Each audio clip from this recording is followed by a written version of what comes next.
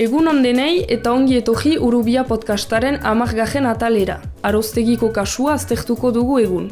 Ikusiko zenutenez, joan den larumatean manifestaldi nazionala antolatu zuten Iruñean, 7 auziperaturen sostenguz.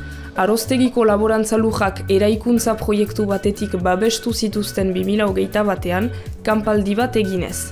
Baina, dena untsa konprenitzeko, denboran gibelera egin behar dugu 2008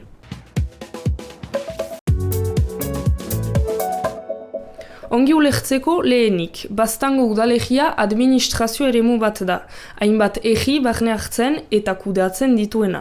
Horien artean, Lekarozko egia bada, eta egi horretako 3 auzoetarik bat da Aroztegia. Izen bereko eraikuntza proiektua dute xede, Palacio de Aroztegia SM enpresakoek. Luxuzko hotela, golf zelaia eta 252 etxe bizitza eraiki nahi dituzte Aroztegiko laborantza lujetan. 2008an beraz, proiektua Nafar gobernutik pasarazten entxatu zen Palacio de Aroztegia enpresa, UGEP udalegiz gaindiko eragina duen plan gisa. Tresna horren bidez, udalak bere lujen gainean dituen hirigintza arloko kompetentziak bertan behera gelditzen dira eta Nafarroako gobernuaren eskuetara pasatzen. Ordea, enpresak ez zuen hori lortu.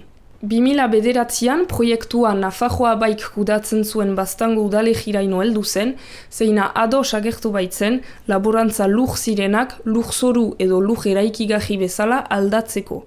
Lekarozko egiaren gehiengo zabala baina, lujen kalifikazioaren aldatzearen kontra agertu zen.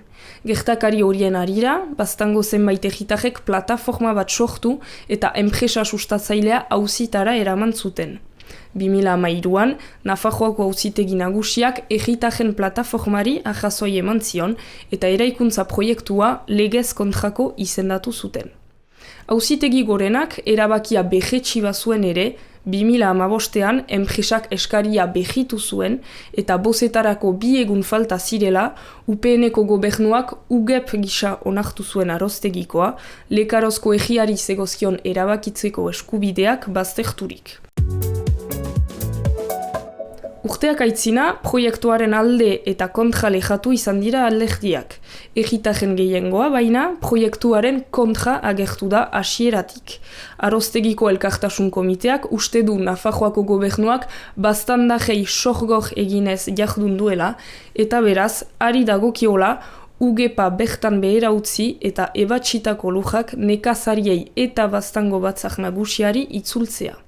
Oposizioak oposizio, 2021an obrak hasi zituzten, baina orain auziperatu dituzten egitajek beste hainbatekin batera horien geldiaraztea lortu zuten.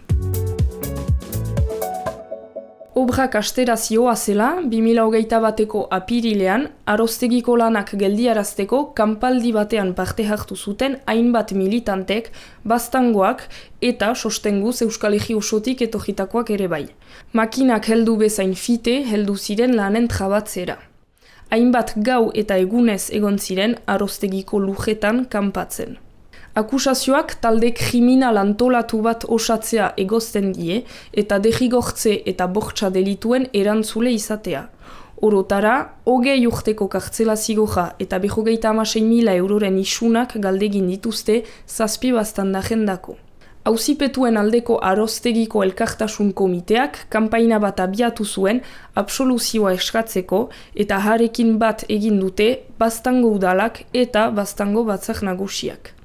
Denek atxikimendua adierazi zioten, joan den larunbaterako deitu zuten manifestazio nazionalari. Zerbait entzunen zenuten edo agian jantzineten, joan den larunbatean, otsailaren lehenean, Aroztegiko 7 absolbitzeko eta proiektu espekulatzaileak eta suntsitzaileak gelditzeko, Iruñean egin zuten manifestaldi nazionalean.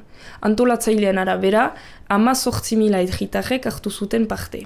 Manifestazioa bukatzean hartu zuten hitza antolatzaileek. Gure lujak desjabetu, gure hizkuntza eta kultura desagejarazi eta gure bizitzak kapitalaren menpe jarri nahi dituzten proiektuei buru egiteko, gure kultura, hizkuntza eta egi lujak defendatzea eskatzen dugu.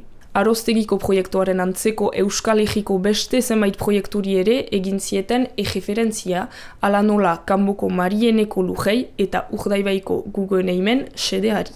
Eta gogora ekarri zuten laster izanen den epaiketa, maiatzaren 19tik 23 bitartean eginen dute. Orduan, jakinen dugu zer nolako zigorra emanen dieten 7 auzipetuei horien lujak defenditzeagatik. Hau izan da dena gaurko, mil esker beste behin ere Urrubia podcasta entzun edo ikusi izanagatik, helduden hilabetean behiz ikusiko dugu elkar, beste gai baten inguruan elekatzeko. Anartean ongi izan eta laster arte!